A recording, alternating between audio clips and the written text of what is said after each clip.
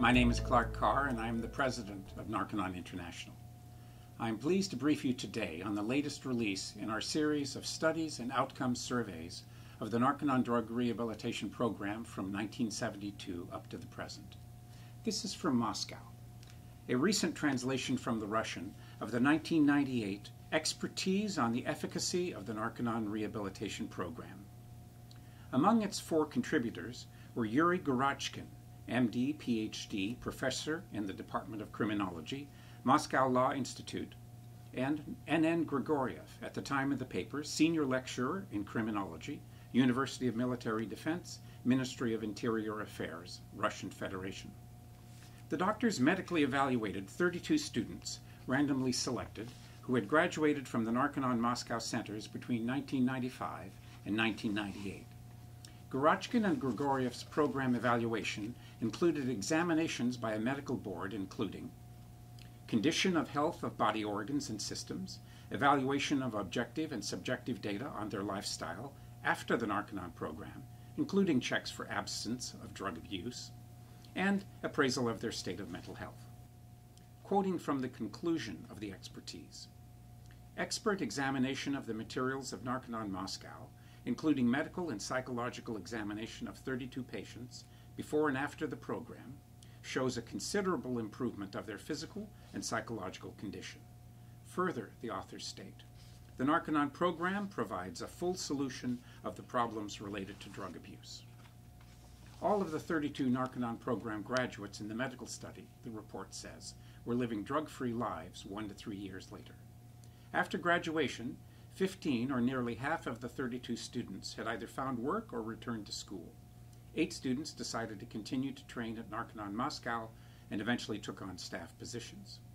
None of the 32 had a single instance of having committed a crime post-graduation, although 7 had had prior convictions. These patients fully restored their morality, the authors state, and could return to their environment without fear of relapse. Who were these 32 students? 28 were male, 4 female, ranging in age from under 16 to 25 years of age.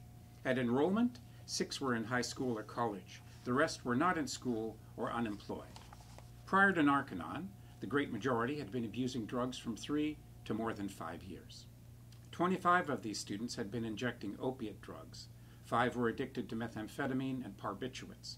All had backgrounds of polydrug abuse. All of them apparently had hepatitis C histories. The expertise also reported a broader outcome survey of the full group of graduates from the 2 Moscow Narconon centers. From 1995 through 1998, 113 of the 158 graduates of Narconon in Moscow, the paper states, did not have a single incident of drug abuse. Thus, the Narconon Moscow drug-free efficacy is 72%. This abstinent result parallels those compiled from 40 years of other studies of the Narconon drug rehab programs in freestanding centers and inside prison from across North America and Europe. In 1998, at the time of this study, Moscow was in the throes of a drug epidemic, reporting a 400% increase in per capita drug abuse over the prior 3 years. International records state that the newly independent states of the former Soviet Union had at the time the world's steepest HIV curve. The number of HIV-positive cases reported in Moscow was rising exponentially, evidently due to sharing dirty needles. Leonid Gedko was one of the Narconon Moscow graduates examined during this study. He later joined Narconon CIS staff, where he worked for many years. Drug-free now for over 15 years, Leonid spoke with me and recalled his drug days and experiences with the Narconon program. Afghan heroin and Colombian cocaine were flooding Moscow, according to Leonid. He knew several people outside Narconon who had died of AIDS. Narconon Moscow had many HIV-positive students, he says. My life was terrible, he says. I was using cocaine, heroin, ecstasy, marijuana, ketamine, methadone, medical drugs, and lots of alcohol, up to 2 bottles of vodka per day. I was totally irresponsible, criminal, and very sick. I could not work, could not sleep. My nervous system was completely broken. I was sick every day with hangover or drug crash. Mentally, I was like a madman. After 10 failures trying to rehabilitate himself and other programs, Leonid came to Narconon.